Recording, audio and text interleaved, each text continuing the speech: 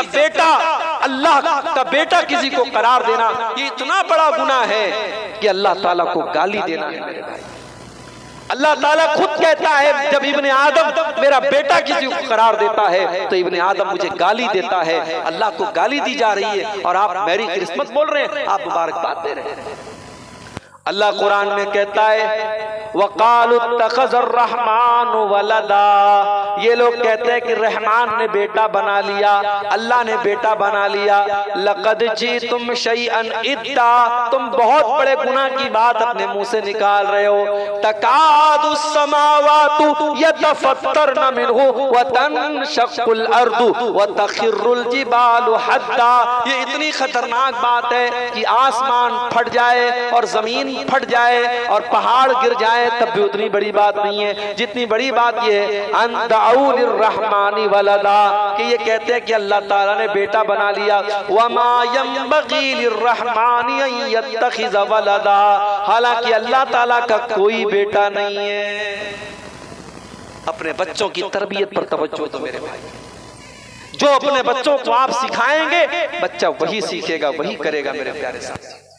तो मैं अर्ज ये कर रहा था कि आज हमारा नौजवान दुनियादारी में पड़ा हुआ है। नबी ने क्या मिजाज बनाया अपनी बेटी का।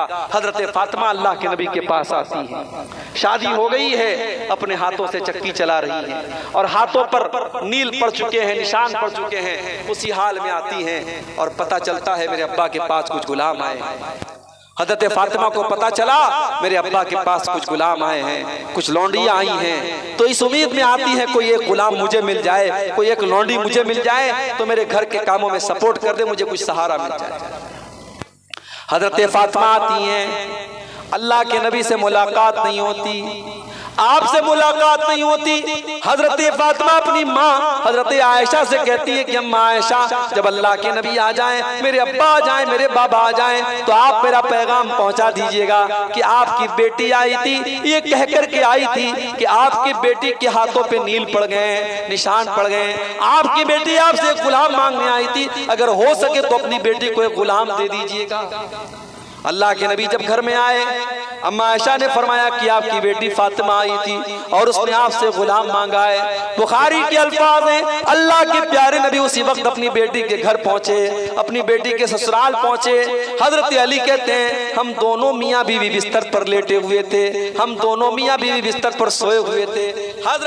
हजरत अली कहते अल्लाह के नबी हमारे बिस्तर पर आए और आपने कहा अली, ऐ फातिमा, मेरे पास इतनी ताकत तो नहीं है मैं तुमको कोई गुलाम दे सकूं, मेरे पास तुम्हें गुलाम देने की ताकत नहीं है, तुम्हें लौंडी देने की ताकत नहीं है, लेकिन अली है फातिमा, मैं एक बात तुमको बता देना चाहता हूं, जब तुम रात में बिस्तर पे सोने जाया करो तो 33 बार सुभान अल्लाह और 33 बार अल्हम्दुलिल्लाह और 34 बार अल्लाहु अकबर पढ़ लिया करो। तुम्हें किसी गुलाम की जरूरत नहीं पड़ेगी, किसी नौकर की जरूरत नहीं पड़ेगी। आपने अपनी बेटी को गुलाम नहीं दिया, आपने अपनी बेटी को तस्बीह सिखाई। और हजरत अली कहते जब से नबी ने ये तस्बीह सिखाई, हमारा दोनों मियाँ बीवी का मामूल था, हम रात में सोने जाते थे, जब तक ये तस्बीह पढ़ नहीं लेते थे हम आराम नहीं करते थे। सहाबे किराम हमारी और आपकी तरह सिर्फ तकरीर सुनने के शौकीन नहीं थे, वो सिर्फ यूट्यूब पर बैठ करके उलमा के बयानात नहीं सुनते थे, वो जो सुनते थे उसके ऊपर अमल भी करते थे। हजरत अली कहते हैं सारी जिंदगी जब भी मैं बिस्तर पे सोने जाता था ये तस्बीह में पढ़ के जरूर सोता था, और इसीलिए इस तस्बीह का नाम पड़ गया तस्बीह फातिमा, क्योंकि नबी ने अपनी बेटी फातिमा को यह तस्बीह सिखाई। तो ये मिजाज था मेरे भाइयों। आज हमारा नौजवान दुनिया परस्त बन चुका है और दुनिया की मोहब्बत उसके दिल में पैवस्त हो चुकी है। और आगे बढ़िए, नौजवानों में एक और मसला हम देख रहे हैं और वो है जिनसी और शहवत की बीमारियां। आज जब एक लड़का और लड़की जब जवानी की दहलीज पर पहुंचते हैं तो उन दोनों को बहकाने के लिए बहुत सारे रास्ते खुले हुए हैं। फेसबुक से लेकर, व्हाट्सएप से लेकर, सोशल मीडिया से लेकर, प्रिंट मीडिया से लेकर, कदम कदम पर एक नौजवान लड़की और लड़की को बहकाने के रास्ते पड़े हुए। और ऐसे में अपने आप को बचाना बहुत मुश्किल काम है मेरे भाई। मैं बड़े खुले अल्फाज में कहता हूं, ये सहाबा का दौर नहीं है, ये नबी का दौर नहीं है, ये 2023 है, ये कयामत के करीब होने का दौर है, ये फितरों का दौर है। अगर आज के दौर में अपनी बेटियों को गलत काम से बचाना चाहते हो, अपने बेटों को गलत काम से बचाना चाहते हो, मेरी बात नोट कर लो और दिमागों में बिठा लो, अपने बच्चों की सही टाइम पर शादी करो, अपने बच्चों की सही वक्त पर शादी करो और शादी को आसान करो। ये बारात का चक्कर निकाल दो, ये जहेज का चक्कर निकाल दो, ये रस्म रिवाज की जंजीरों को तोड़ दो। आसान तरीके से, सिंपल तरीके से जो नबी ने तरीका बताया है, बस उसमें अगर लड़के के पास ताकत है उसे वलीमा करना है। लड़की के बाप को तो इस्लाम ने कोई बोझ नहीं डाला है। और हमारे यहाँ क्या होता है, अभी मटिया बुर्ज से हमारे एक भाई आए हैं, उसी मटिया बुर्ज के इलाके में शादी हुई, शादी मुसलमान के लड़की की थी और हमें बताया मटिया बुर्ज के भाइयों ने कि मुसलमान लड़की की शादी उस करोड़पति अरबपति बाप ने जब की, इतना जेवर उसको दिया अपनी लड़की को शादी में कि कई किलो सोना उसने अपनी बेटी को शादी में दे दिया। उस सोने यानी कई किलो सोना जो लाखों का हुआ, उस सोने में न जाने कितने सैकड़ों गरीब बच्चियों की शादियां हो सकती थी। मेरे भाई, शादी को आसान करो। शादी के अंदर आज हल्दी की रस्म हो रही है, साहब शादी के पहले हल्दी की रस्म होती है, पूरा एक फंक्शन होता है हल्दी के नाम से, और उसमें साहब सारी लड़कियां हल्दी रंग का कपड़ा पहनती हैं, सारे लड़के हल्दी रंग का कपड़ा पहनते हैं। हराम है ये रस्म, गलत है ये रस्म, नाजायज है ये रस्म, ये इस्लाम की रस्म नहीं है, ये गैरों की रस्म है। और मेरे नबी का फरमान है, मन तशब्बह बिकौमिन फहुवा मिनहुम, जो किसी कौम की नकल करेगा वो उन्हीं में से। एक एक नकल चली आ रही है साथ। शादी के पहले एंगेजमेंट की अलग फंक्शन हो रही है, फिर शादी के बाद कई एक फंक्शन हो रहे हैं और इसमें लाखों करोड़ों रुपए उम्मत के बर्बाद हो रहे हैं। अपने बच्चों की निकाह, अपने बच्चों का निकाह और उनकी शादी को आसान करो मेरे भाई। जब तक आप निकाह को आसान नहीं करेंगे, ज़िनाकारी और बदकारी को आप नहीं रोक सकते। इसीलिए अल्लाह के नबी फरमाते हैं, इज़ा खतब इलैकुम मिम्मन तर्ज़ौन दीनहु व खुल्क़हु फज़व्विजू, जब तुम्हारी बेटी के लिए कोई ऐसे मर्द का रिश्ता आए, कोई ऐसे लड़के का रिश्ता है, लड़का दीनदार है, लड़का अच्छे अखलाक वाला है, फज़व्विजू हो तो तुम अपनी बेटी की शादी उससे कर दो। इल्ला तफ़अलू, अगर तुम ऐसा नहीं करोगे, तकुन फितनतुन फिल अर्दि व फ़सादुन अरीज़, तो जमीन के अंदर फितना और फसाद फैल जाएगा, जमीन के अंदर बिगाड़ फैल जाएगा, जमीन के अंदर बदकारी फैल जाएगी। और आज हम देख रहे हैं कि बदकारी फैल रही है। और लड़के वालों से भी कहता हूं, जब आप लड़की देखने जाएं तो खूबसूरती बाद में देख लेना, लड़की का घर मकान बाद में देख लेना, लड़की का स्टेटस बाद में देख लेना, पहले ये देख लो लड़की दीनदार है कि नहीं। आपने सब देख लिया और लड़की की दीनदारी नहीं देखी तो पछताना पड़ेगा, और कुछ नहीं देखा और दीनदारी देख ली तो इंशाअल्लाह पछताना नहीं पड़ेगा।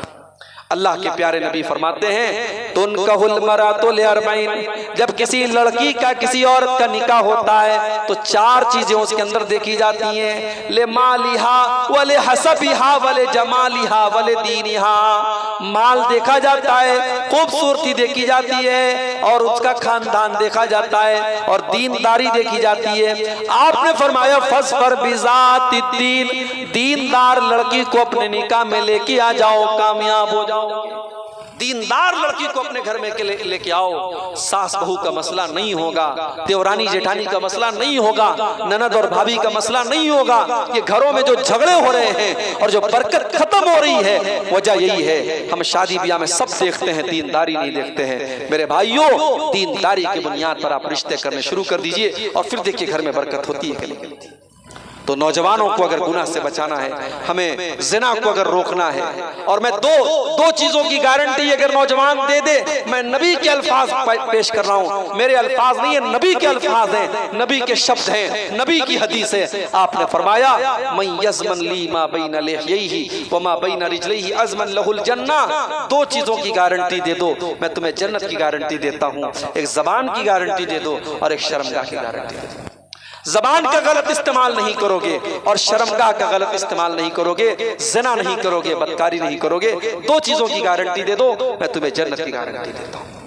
आज इंटरनेट की वजह से, मोबाइल की वजह से आज हमारे कितने नौजवान हैं गंदी आदतों में पड़े हैं, गंदी आदतों में पड़े हैं, अपनी जवानी को बर्बाद करके बैठे। कितने नौजवान तो ऐसे हैं जब शादी होती है, निकाह होता है, वो इस लायक भी नहीं होते हैं कि अपनी बीवी का हक अदा कर सकें। और तलाक की नौबत आ जाती है, बीवी जाकर के कह देती है कि मेरा जो शौहर है वो किसी लायक नहीं है। अपने गलत कामों की वजह से अपनी सेहत और अपने जिस्म और अपने शरीर को कितने नौजवानों ने बर्बाद कर लिया है।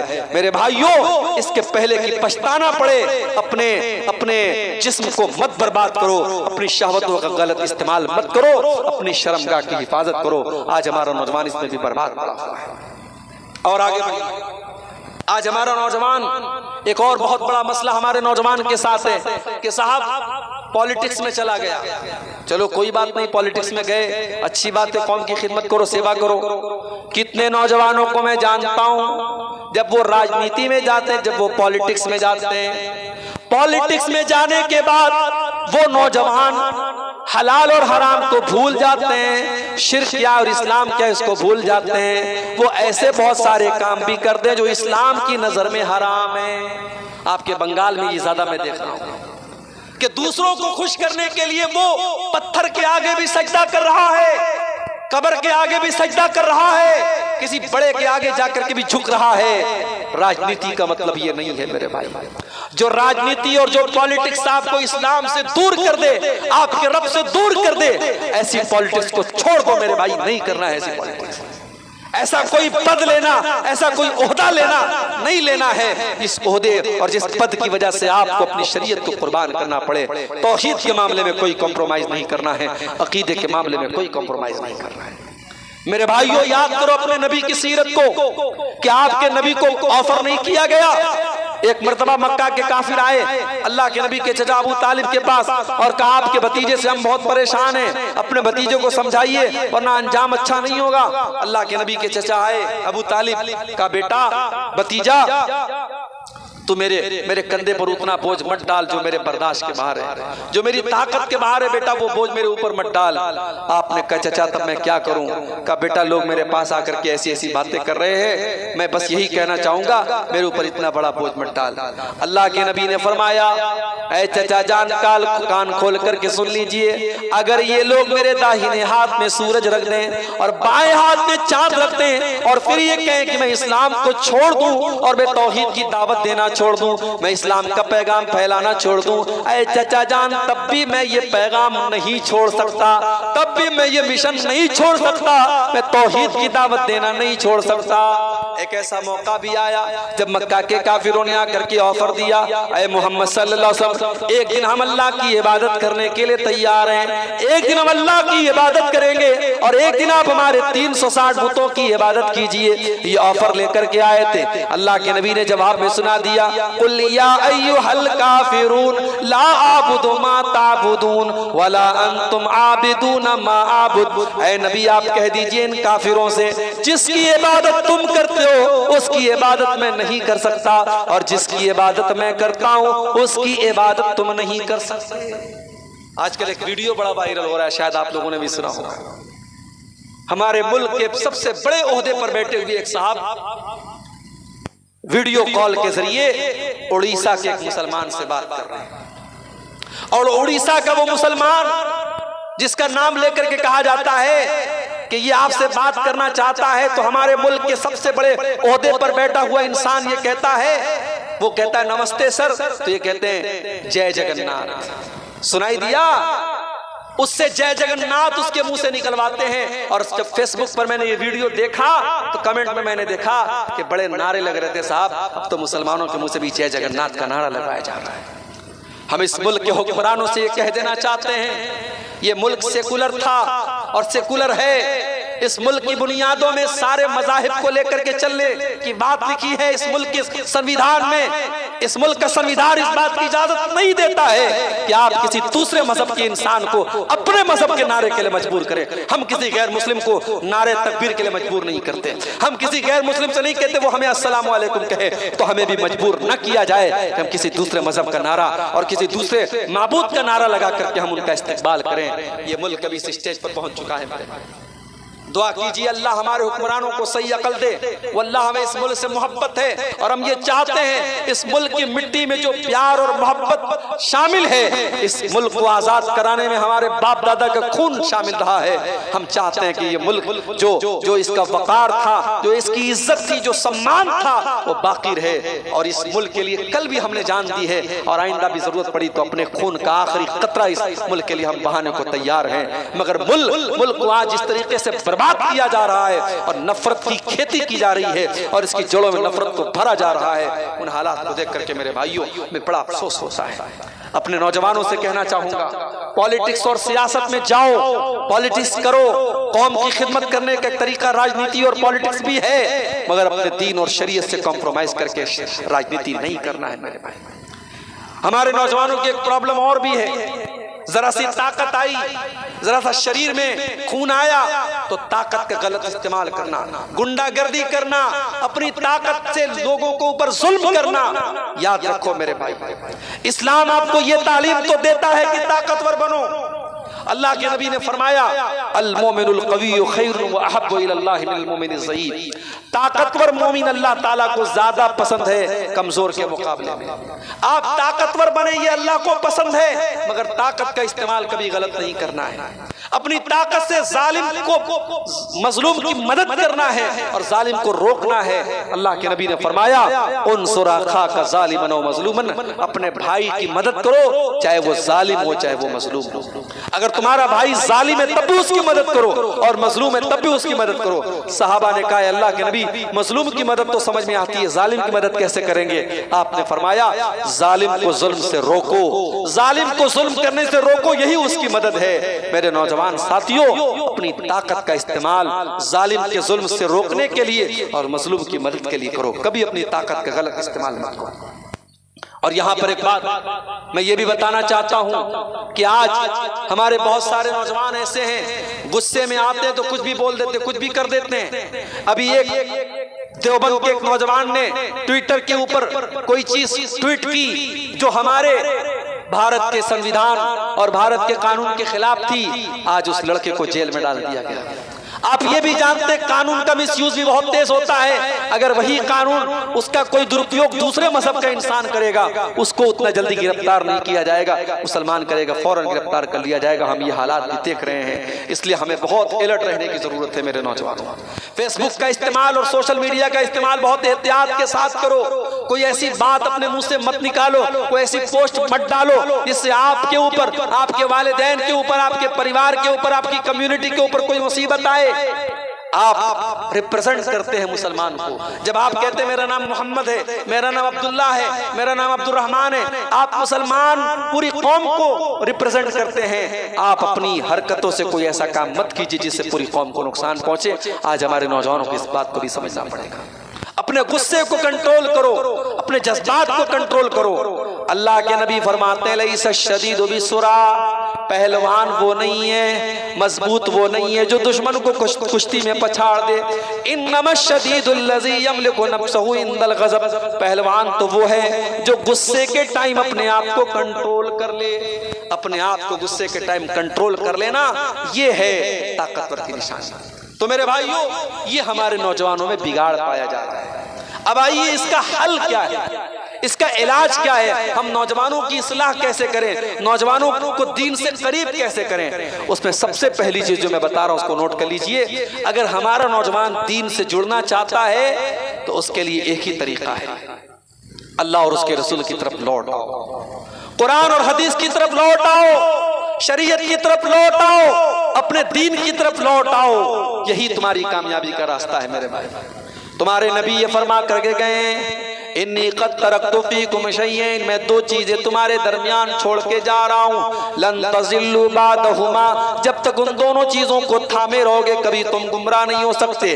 किताब अल्लाह, एक अल्लाह की किताब है वो सुन्नती, और एक मेरी सुन्नत है। अल्लाह की किताब और रसूल की सुन्नत, यही दो चीजें आपको कामयाबी दिलाएंगी। दूसरी चीज, अगर आपको इस दौर में कामयाब होना है और इस दौर के फितनों से अपने आप को बचाना है, अपने नौजवान भाइयों से कहना चाहता हूं कुरान से अपना ताल्लुक मजबूत कर लो, कुरान से जुड़ जाओ मेरे भाई। कुरान को पढ़ना शुरू कर दो, कुरान पर गौर करना शुरू कर दो। जानते हो मोबाइल जब लॉक होता है ना, तो मोबाइल पे जब पासवर्ड डालते तब लॉक खुलता है, या पैटर्न अगर है तो पैटर्न जब डालते हैं तब मोबाइल का लॉक खुलता है। हमारे दिलों का जो ताला है ये कुरान से खुलेगा।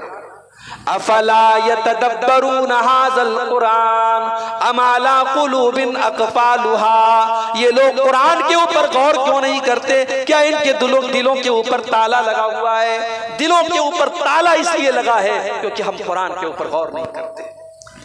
हमारे नासिर भाई आए हैं, इन्होंने हमको कॉल किया, नंबर सेफ नहीं था, मैंने कॉल रिसीव नहीं किया। ये बेचारे शिकायत कर रहे थे, साहब मौलाना साहब हम आपको कॉल करते, आप कॉल रिसीव नहीं करते। आपका कोई दोस्त आपको मैसेज करे, व्हाट्सएप के ऊपर आप मैसेज देखें और इसको इग्नोर कर दें, नजरअंदाज कर दें, आप नाराज हो जाएंगे। हमारा दोस्त हो के हमारा मैसेज नहीं देखता है। कुरान अल्लाह की आखिरी किताब है मेरे भाई, कुरान अल्लाह का आखिरी मैसेज है और इसके बाद कोई किताब नहीं आएगी। पूरी मानवता के लिए आखिरी मैसेज बन के आया है। आज कितने गैर मुस्लिम कुरान पढ़ के वो इस्लाम ले आए, कितने बॉलीवुड के एक्टर कुरान पढ़ के इस्लाम ले आए। बॉलीवुड की एक्ट्रेस सना खान को देखिए, ये कुरान पढ़ करके और हदीसों को पढ़ करके उसने इस्लाम कबूल कर लिया और अपने ग्लैमर की जिंदगी को छोड़ करके आज वो इस्लाम की जिंदगी गुजार रही है। माइकल जैक्सन ने इस कुरान को पढ़ा, इस्लाम कबूल कर लिया। बड़े बड़े क्रिकेटर्स ने इस्लाम को पढ़ा, कुरान को पढ़ा और इस्लाम कबूल कर लिया।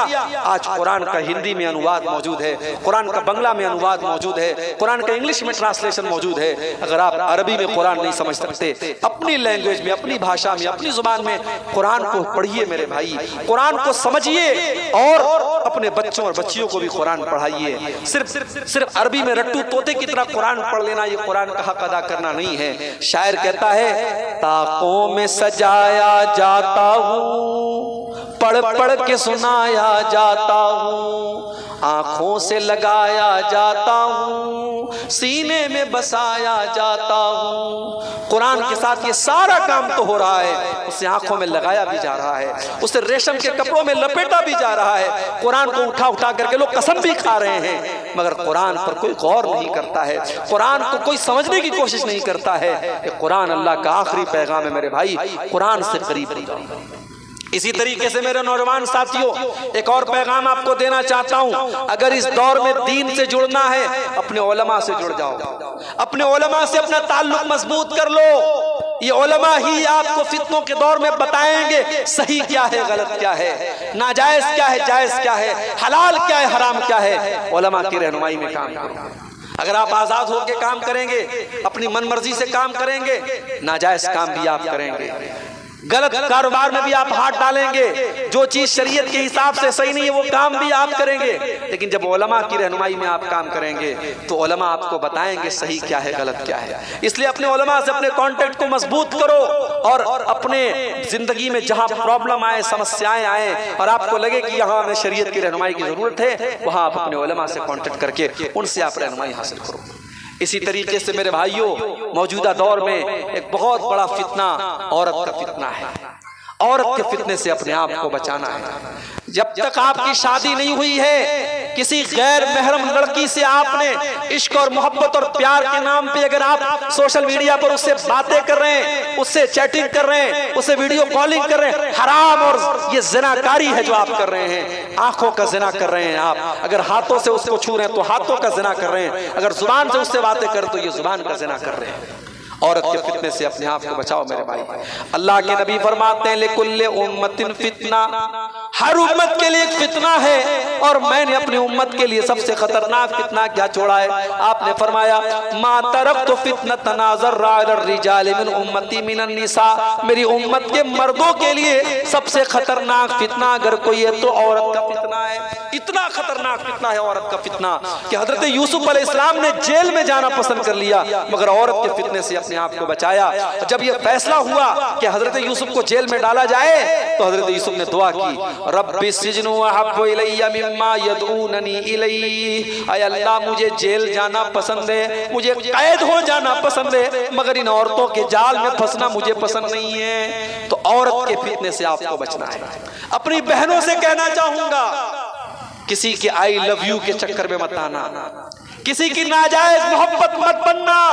अल्लाह की कसम, ये फेसबुक और सोशल मीडिया पर आई लव यू बोल करके मोहब्बत का इजहार करने वाले ये तुम्हारे जिस्म तक पहुंचना चाहते हैं, ये तुम्हारे शरीर से खेलना चाहते हैं, तुम्हारी इज्जत से खेलना चाहते हैं। खबरदार मेरी बहनों, अपनी इज्जत को मजबूत बनाओ, अपने आप को ऐसा मजबूत किला बनाओ कि जिसको पार करना है वो निकाह के जरिए उस किले तक पहुंचे। नाजायज और गलत तरीके से तुम तक पहुंचने वाला नाकाम होकर वापस चला जाए। अपने आप को इतना मजबूत बनाओ।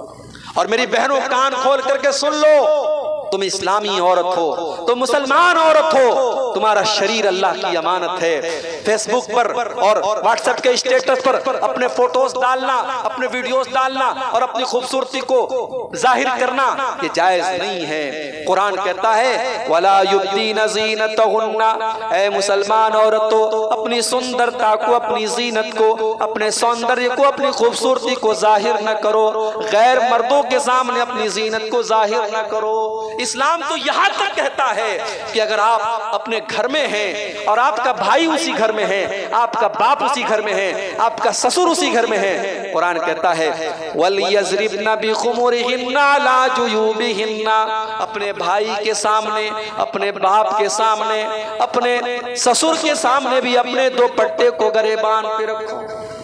ये नहीं कि साहब ये तो भाई है हमारा, ये तो बाप है हमारा, इसके सामने दुपट्टा नहीं हो तो भी चलेगा। नहीं, अपने बाप, भाई और ससुर और महरम रिश्तेदार के सामने भी औरत को हुक्म दिया गया कि अपना दुपट्टा अपने सीने पर रखे, उसका दुपट्टा उसके गरेबान पे होना चाहिए।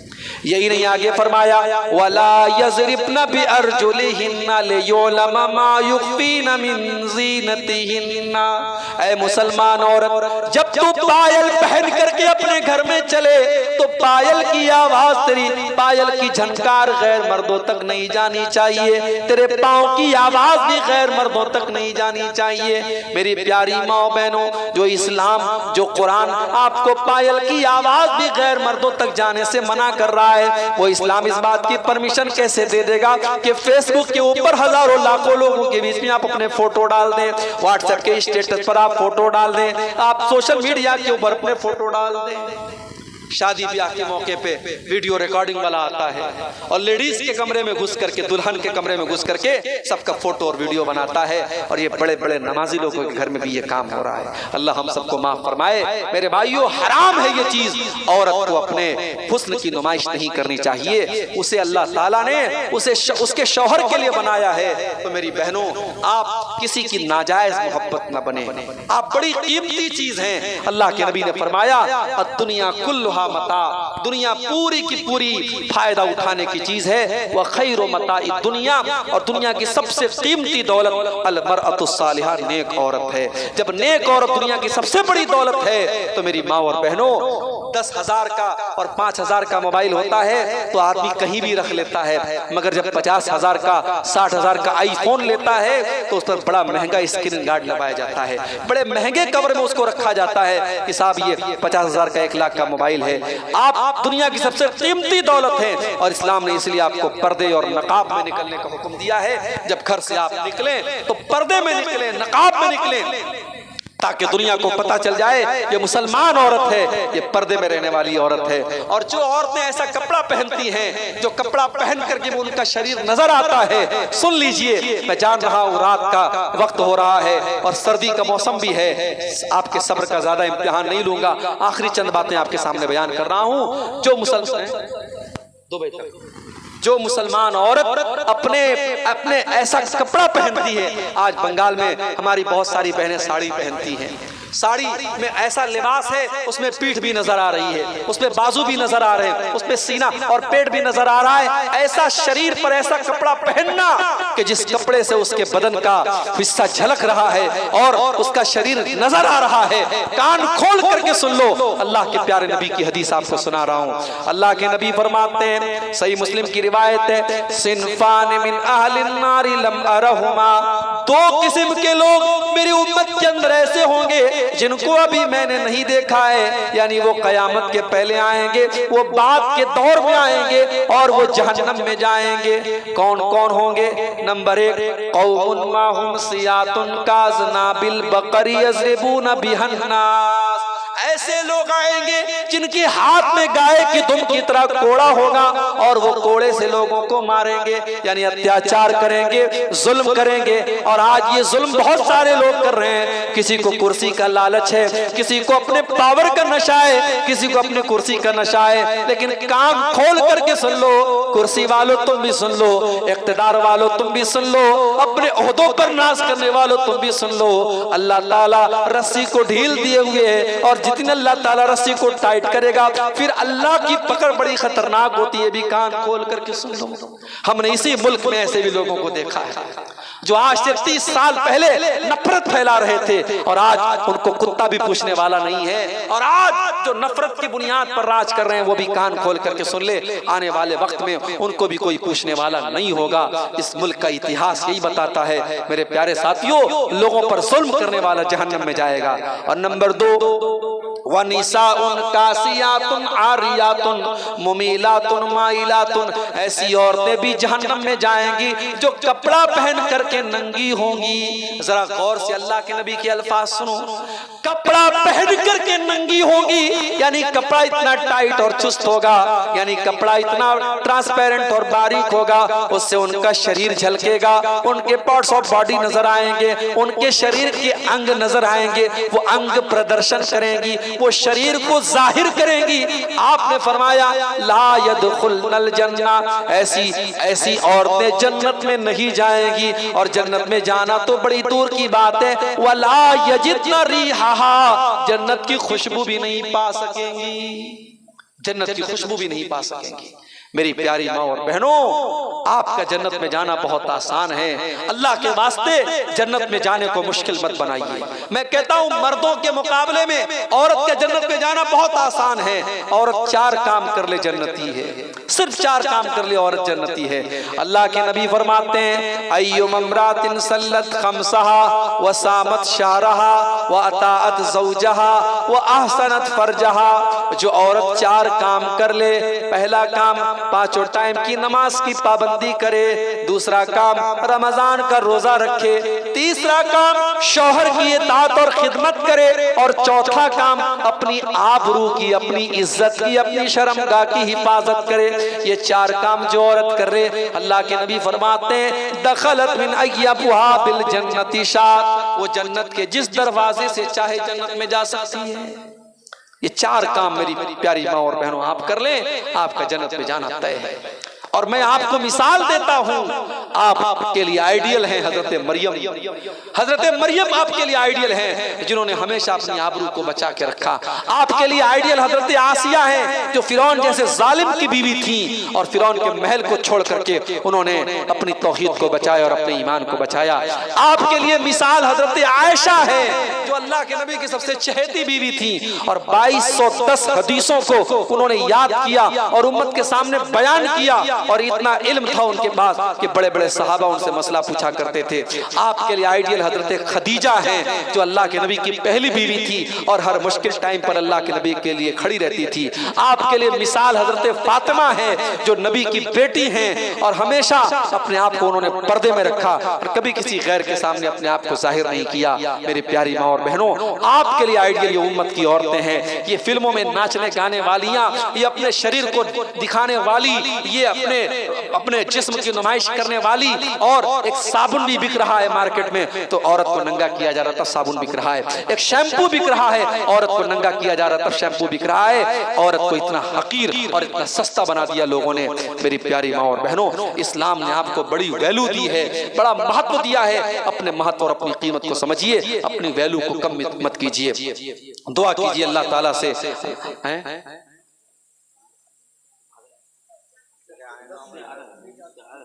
अच्छा, हाँ। तो आज हमें और आपको, हमारी माँ और बहनों को इस बात का भी लिहाज रखना चाहिए। मेरे प्यारे साथियों, ये चंद बातें मैंने आपके सामने रखी।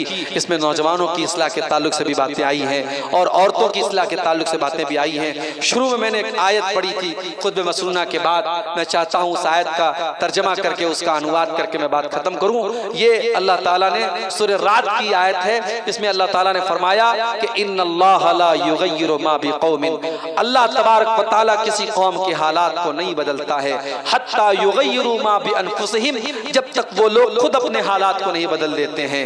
व इज़ा अरादल्लाहु बिक़ौमिन सूअन, और जब अल्लाह ताला किसी कौम को बर्बाद कर देता है, फला मरद्द लहू, तो फिर उस कौम को कोई बचा नहीं सकता है तबाही और बर्बादी से। मेरे भाइयों, आज फलस्तीन में क्या हो रहा है, आज आप देख ले फलस्तीन में क्या हो रहा है। कितने हजार बच्चे वहां मारे जा चुके हैं, और अभी भी फलस्तीन, कितने फलस्तीनी अपने घरों से दूर है मेरे भाई। आज मैं एक हफ्ते के लिए अपने घर से दूर हूँ तो बच्चों की याद सताती है। एक हफ्ते के लिए मैं आज घर से निकला हूँ, अभी एक हफ्ते के ट्रिप पर निकला हूँ, तो मैं हर 1 घंटे पर बच्चों को, बीवी को फोन कर रहा हूँ। आज हम एक दिन के लिए और 1 हफ्ते के लिए घर छोड़ के निकलते हैं तो अपने बच्चों को हम याद करते हैं। सोचो मेरे भाई, उन फलस्तीनियों को उनके परिवार से जुदा कर दिया गया। छोटे छोटे बच्चों की लाशें जब हम देखते हैं, वल्लाह हमारा कलेजा दुखता है। और आज हालात ये हो गए, दुनिया में मुसलमानों के पास कितने मुल्क हैं, कितनी ताकत है, मगर आज सब बेकार है, सब बेकार है। किसी के पास इतनी जुर्रत और हिम्मत भी नहीं है कि जाकर के इस्राइल से कह सके ये जुल्म को बंद कर दे, हमारे मजलूम भाइयों पर जुल्म करना बंद कर दे। और आज फलस्तीन के उन भाइयों का खून जिस कदर बहाया जा रहा है, और छोटे छोटे बच्चों का जिस तरीके से कत्लेआम किया जा रहा है, मेरे भाइयों, फिरौन भी शायद शर्मा गया होगा, फिरौन भी शर्मा गया होगा, क्योंकि फिरौन भी जो जुल्म करता था तो फिरौन औरतों को छोड़ देता था, बच्चों को कत्ल करवाता था। मगर हमारे वक्त का जो फिरौन है वो बच्चों को भी कत्ल करवा रहा है, बड़ों को भी कत्ल करवा रहा है, औरतों को भी कत्ल करवा रहा है, और मर्दों को भी कत्ल करवा रहा है। दुआ कीजिए अल्लाह ताला से हमारे फलस्तीनी भाइयों की मदद फरमाए, और अल्लाह ताला आज का ये जलसा जिन भाइयों की मेहनत